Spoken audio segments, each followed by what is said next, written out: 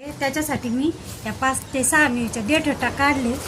आता हा एक कांडी सोलून घेतलेला लसूण, थोडासे जिरे, आता थोडं वाटण्यासाठी थोडंसं मीठ टाकते म्हणजे पटकन वाटलं जातं.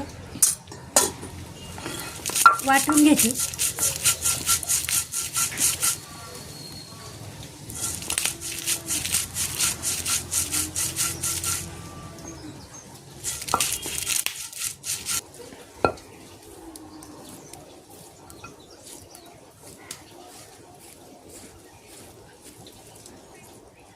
ताटात मसाला काढून घेते.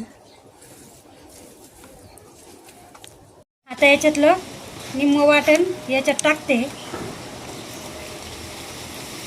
ते वाटण तसंच टाकते. डाळीचं पीठ घेतलं 1 वाटी,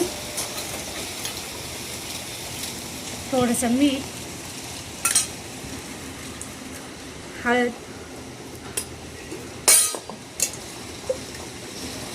थोडं तेल,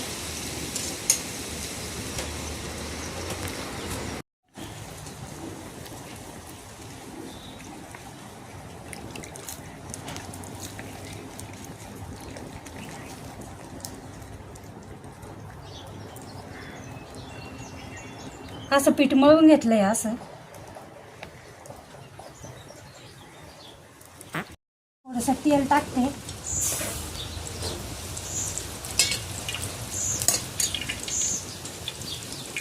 आता हे पीठ असं मळलेलं आहे घट्ट, परत भज्याचं पीठ मळतं तसं. आता भजे काढून घेतो.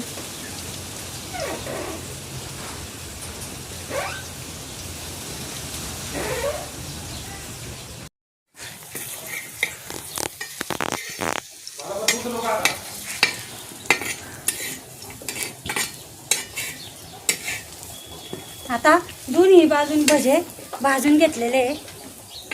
आता हे मसाला एका बाजूला काढते आणि भजे काढून घेते. हे असे आता अशाचे दोन्ही हे पण भजे काढून घेते. निम्मे भजे खाऊन पण झालेले कारण इतके मस्त असे चवीला झालते भजे. आता हे भजे काढून घेतले. आता पण ठेवते. आता पातेलं घेतलंय, थोडंसं तेल लावलं आणि बूट लावलं म्हणजे काळं होत नाही, निघतं पटकन.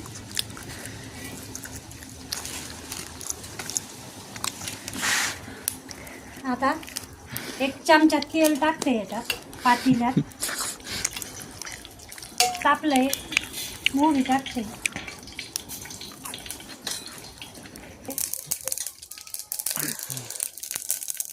एक चमचा जिरे,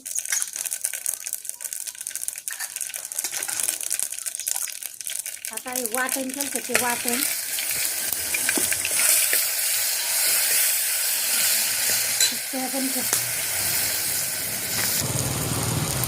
कढीपत्ता,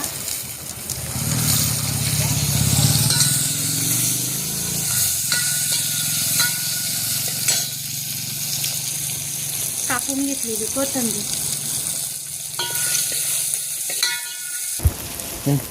हिंग,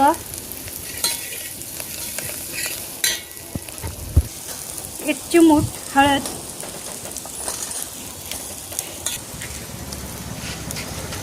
आता थोडंसं हे दही घेतलेलं आहे आणि त्याच्यात थोडंसं बेसन पीठ मिक्स केलं.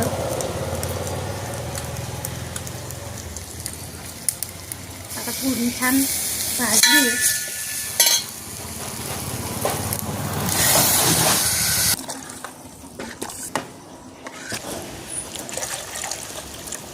अरे टाकायचे म्हणून मी कढी थोडी पातळच ठेवते.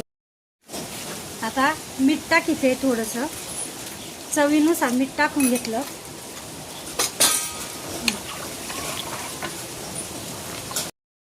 आता 1 पोह्याचा चमचा साखर टाकते. आता 1 पोह्याचा चमचा साखर टाकते. उकळी आली कढीला. आता हे पकोडे ते याच्यात टाकते.